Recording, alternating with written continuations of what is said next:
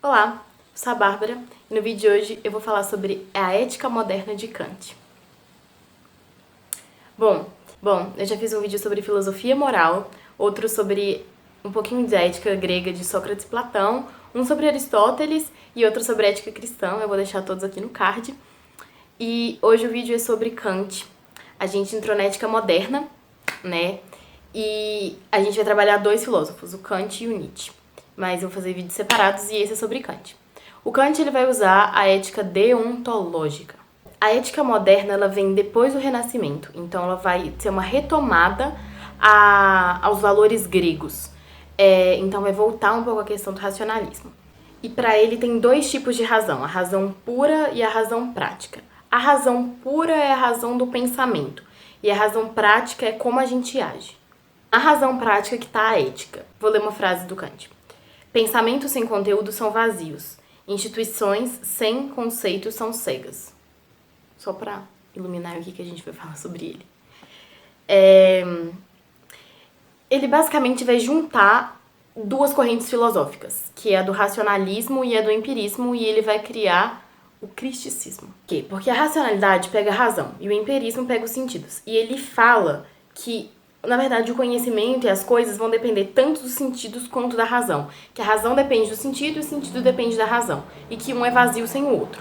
Então, para a gente ter conhecimento, a gente tem que ter os dois. Que o conhecimento é a intuição e o conceito. A intuição vem do empirismo e o conceito vem da razão.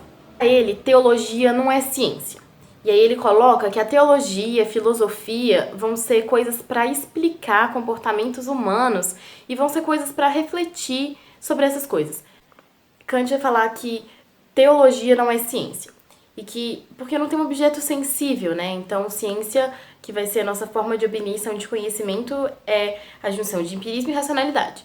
E nesse caso, você pode pensar em Deus, mas você não pode conhecer Deus. Para ele, a ciência não é campo de reflexão.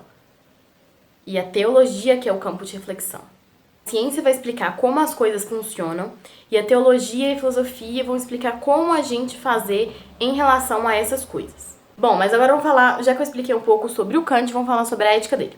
Ele usa a ética deontológica, né? A ética deontológica é baseada no dever. O dever são princípios práticos, então ele vai voltar a falar que a ética são princípios práticos, mas com condicionantes, porque tudo que a gente faz tem condicionantes, condições para aquilo acontecer.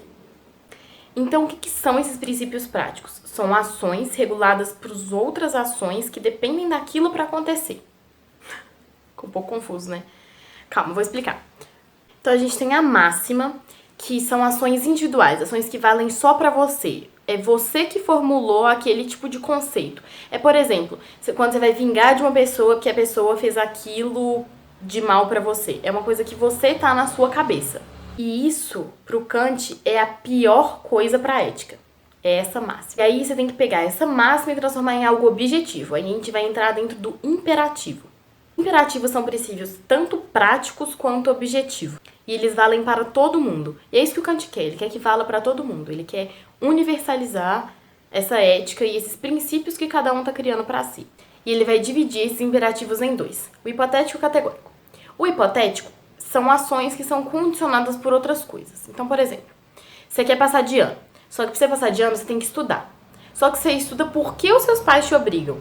Não porque é bom, entendeu? Alguém tá te obrigando. E aí, isso pra ele não é ético. Aí o categórico é você estuda porque você sabe que é bom. Aí sim você entra na ética. O categórico é quando você faz a coisa sem justificativa. Você faz porque você sabe que é certo. Dá porque é bom, não porque te obrigam. E pro Kant, neste ponto reside a ética. Então, para o Kant, os imperativos categóricos são a ética. E agora a gente vai trabalhar mais sobre os imperativos categóricos. Então, você tem que agir de tal modo que essa máxima, que é aqueles valores pessoais, se torne uma objetiva. Para ele, o que você faz tem que ser refletido para todo mundo. A razão humana é uma razão legisladora, capaz de criar valores para todas as pessoas. E para ele, as normas, elas têm origem basicamente na razão. A questão é que você é livre para cumprir o que você quiser ou para cumprir suas próprias máximas. Mas a questão, ou seus imperativos, A questão é que essa liberdade não te prende a fazer sempre o que é certo. Para o Kant, a razão é o caminho para a moralidade. Ele coloca dois conceitos aqui um pouco diferentes. Conforme o dever é você agir de acordo com alguma coisa que ele te obriga.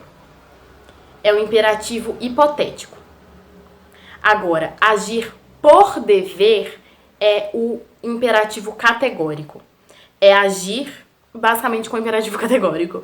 É a capacidade racional de falar o que é certo e o que é errado. Então ele fala que a gente tem que agir por dever, não com dever. Ele diferencia isso, mas isso são só mais conceitos do Kant e talvez caia em prova. Então, por isso que eu tô falando. E ele coloca um último conceito, que é o conceito de boa vontade, que você age porque a sua razão legislou. Então é basicamente uma relação entre boa vontade, dever e o imperativo categórico. Só que essa ética do Kant tem alguns problemas. Por quê? Ela basicamente pega algo individual e universaliza. Então você vai pegar a sua atitude e universalizar para ver se a sua atitude é boa. Basicamente, pra você ser ético, resumindo toda essa ética do Kant, você tem que pegar e pensar, se eu fizer isso e se todo mundo fizer isso, vai ser alguma coisa boa ou ruim? Só que se cada coisa que você fizer, você pensar isso, você não vai fazer nada. Você vai ficar tempo demais universalizando as coisas e não vai fazer nada. Então, a ética do Kant encontra essa barreira. Então, ela não é uma ética muito boa na prática. Ela é uma ética linda na teoria, mas não é tão boa na prática, entendeu? Então, esse é o grande problema da ética do Kant. Bom, esse foi o vídeo. Espero que você tenha gostado. E se você gostou, deixe seu like. E até o próximo vídeo.